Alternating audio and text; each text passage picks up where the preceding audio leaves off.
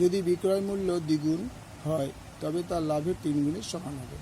লাভের শতকরা হার কত হবে? অপশান আছে 30%, বি 10%, সি 15%, ডি 28%। মনে করি লাভ এক্স, তাহলে বিক্রয় মূল্য কি ছিল দ্বিগুণ, তো 2 ইন্টু বিক্রয় মূল্য ইকুয়াল টু লাভের 3 গুণ, বলেই দিয়েছে লাভের 3 গুণ। 2 ইন্টু বিক্রয় মূল্য 3 into x equal to 3x, সুতরাং বিক্রয় মূল্য হবে 3x/2। তা ক্রয় মূল্যে কী হবে?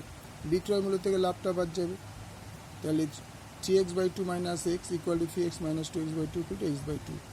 এটা লাভ বেরিয়ে গেল। তো লাভের পার্সেন্ট হচ্ছে, আমরা এটাও লিখতে পারি, আমরা একবার এটা এখানে করে দিয়েছি একবার, তাও এটা এইভাবে লিখে করলেই হয়। যাই হোক, বিক্রয় মূল্য মাইনাস ক্রয় মূল্য বাই ক্রয় মূল্য ইন্টু 100%। তাহলে এই দুটো বিয়োগ করে আমরা পেলাম 2x/2 বাই x/2 ইন্টু 100%। তাহলে এই 2 কেটে গেলো, এক্স কেটে গেলো, তাহলে 2 ইন্টু 100, এখানে হবে 2 ইন্টু 100, তার মানে হয়ে গেলে 200%।